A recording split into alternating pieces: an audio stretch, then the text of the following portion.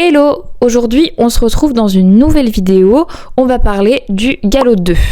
Je vous renvoie directement à la vidéo que j'ai faite sur le galop 1 où j'ai traité entièrement ce qu'il fallait connaître pour le galop 1, que ce soit la théorie et la pratique. Et aujourd'hui, on va faire de même pour le galop 2. À savoir que je vais faire 2 vidéos concernant le galop 2 puisqu'il y a beaucoup plus de choses à connaître, enfin beaucoup plus de choses en tout cas.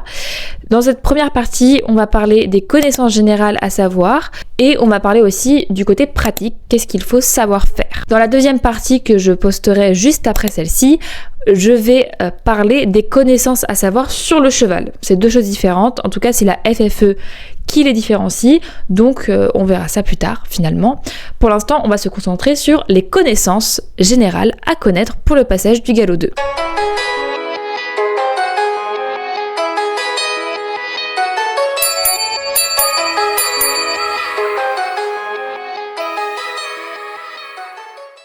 Alors, il faut savoir que je vais pas mal vous renvoyer sur la vidéo du galop 1 parce qu'il y a des choses qu'il fallait connaître pour le galop 1 qu'il faut connaître pour le galop 2. C'est normal, ça se suit, mais souvent il y a besoin des connaissances du galop 1 pour comprendre ou bien connaître les connaissances du galop 2. Voilà. Donc tout d'abord, il faut savoir expliquer ce qu'est Z et leur graduation.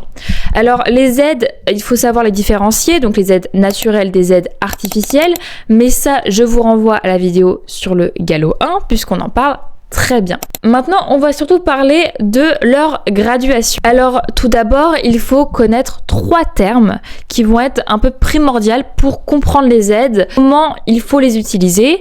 Ces 3 termes assez connus, c'est agir, résister et céder. Cette technique est graduée en fonction de l'objectif qu'on veut atteindre. Alors il y a 3 objectifs différents qu'on veut atteindre. On peut d'abord vouloir faire une demande, on peut vouloir renforcer une demande ou encore arrêter une action. Et pour obtenir ces objectifs, il faut d'abord agir, résister, puis céder une fois que le cheval a accompli ce qu'on voulait qu'il accomplisse. Ensuite, on va parler de 3 autres termes qui sont assez importants à connaître pour le galop 2. Alors en sachant que c'est des termes qu'il faut comprendre, mais aussi des termes qu'il faut savoir mettre en place dans la pratique. Alors on va d'abord parler de l'indépendance des aides. C'est quand le cavalier est en mesure d'utiliser comme il le souhaite une aide sans que cela ait un impact sur les autres. C'est que vraiment chaque aide est indépendante. Ensuite, on va parler de l'accord des aides. L'accord des aides, qu'est-ce que c'est? On parle d'accord des aides quand le cavalier est en mesure de combiner efficacement plusieurs aides en vue du même objectif. Alors, on peut donner l'exemple, par exemple, l'incurvation, par exemple. On travaille sur l'incurvation du cheval. On veut du coup, on recule la jambe extérieure. On laisse la jambe intérieure au niveau de la sangle et en même temps, on fait une rêne d'ouverture avec la main intérieure.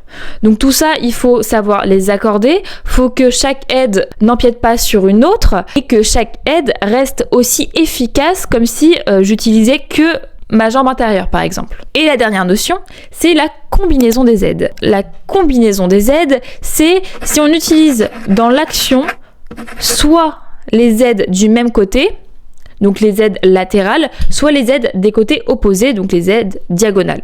Voilà. Donc voilà pour ce qui est des aides pour le galop 2. Ensuite, pour le galop 2, il faut savoir nommer les parties du filet, du licol et de la selle. Alors tout ça, je vais vous renvoyer sur ma vidéo du galop 1 parce que on le traite pour le galop 1. Également pour le galop 2, on demande de savoir dessiner des figures de manège. Toutes les figures de manège à savoir pour le galop 2 sont à savoir également pour le galop 1, donc également je vous envoie vers ma vidéo du galop 1. Ensuite, il faut savoir citer les règles de priorité dans le manège. Alors, qu'est-ce que c'est qu'avoir la priorité? Avoir la priorité, c'est rester sur la piste du manège ou de la carrière. La piste, c'est l'endroit le plus extérieur du manège, on va dire. Et après, souvent, on parle d'une piste intérieure. C'est la même forme, sauf que c'est plus petit à l'intérieur. Je sais pas comment trop expliquer. J'essaierai de mettre des images pour illustrer tout ça. Et du coup, comment savoir quel cavalier a la priorité? Il faut savoir que la priorité est toujours au cavalier qui est à main gauche. Ensuite, il faut savoir reconnaître et nommer la brosse douce, l'étrille, le bouchon et le cure-pied. Une fois de plus, ça on le voit au galop 1, donc ma vidéo sur le galop 1 est ici. Pour le galop 2, il faut également savoir caractériser les différents types de logement des chevaux. Donc que ce soit le pré, le paddock, la stabulation, le box et la stalle. Donc je vais plutôt, au lieu de vous décrire, faire une description un peu approximative, etc., je vous mets des photos qui vont plutôt illustrer ce que sont ces différents endroits, donc le pré, le paddock, le box, la stabulation. Pour finir sur les connaissances générales à savoir pour le galop 2, on va également vous demander d'identifier les principales activités équestres de la FFE et les principales activités proposées par ton club. Donc j'en ai fait une liste qui peut être plus vaste suivant les clubs évidemment, mais on va dire que la plupart des clubs proposent ces activités. Donc on peut parler des séances hebdomadaires, on peut parler des stages, on peut parler des promenades, des balades, etc., des randonnées à cheval. On peut parler également des animations. Donc l'animation, ça englobe plein d'activités différentes, des petits jeux, etc. Et on peut également parler des compétitions. Donc là, j'ai pris 2 exemples de compétitions. Les Key Fun, qui sont des jeux de maniabilité, et le Pony Game, qui sont des jeux de relais. Voilà pour ce qui est des connaissances générales à savoir pour le galop 2. Maintenant, on peut passer directement à la pratique, donc ce qu'il faut savoir faire pour le galop 2, toujours, on est toujours sur le galop 2. Alors tout d'abord, je vais vous mettre le parcours type qu'on va vous demander pour le galop 2. Je vous laisse mettre pause, comme ça vous pouvez un peu analyser. Et ensuite, je vais vous citer du coup ce que demande la FFE. Alors ça peut varier en fonction des clubs, souvent on te demande pas tout ce que la FFE te demande parce que le club sait par exemple que tu sais sceller ton cheval, mais c'est ce qu'il faut savoir faire obligatoirement pour le galop 2. Voilà. Donc il y a deux pratiques différentes, la pratique équestre à pied et la pratique équestre à cheval. Donc on va d'abord parler de la pratique équestre à pied. Il faut savoir faire reculer son cheval ou son poney de 2 pas minimum. Mener en main sur un tracé précis, alternant des lignes droites et des courbes des 2 côtés. Ça, il me semble que c'était aussi pour le galop 1. Le mener en main au trot quelques foulées. Voilà. Déplacer ses épaules ou ses hanches un pas minimum à partir de l'arrêt. Souvent, ça, tu le fais dans le box, même quand tu le penses, quand tu lui demandes de se décaler. Des fois, tu peux déplacer ses épaules assez facilement. Et également, déplacer la tête du cheval ou du poney à droite et à gauche, en haut et en bas. Donc ça, c'est ce qui est la pratique équestre à pied. Ensuite, la pratique équestre à cheval. Alors, les choses basiques, se mettre seul en selle, ressangler seul en selle, régler seul ses étriers à pied et à cheval, mettre en pratique les règles de circulation, lâcher ses rênes, les remettre, les ajuster au trot enlevé, trotter assis en cherchant une bonne posture, galoper assis également en cherchant une bonne posture. Donc là, on ne demande pas que ce soit parfait, mais qu'il y ait de l'idée, qu'il y ait quelque chose. Ensuite, il faut savoir alterner l'équilibre assis et sur les étriers au pas, au trot et au galop. Partir au galop et maintenir le galop.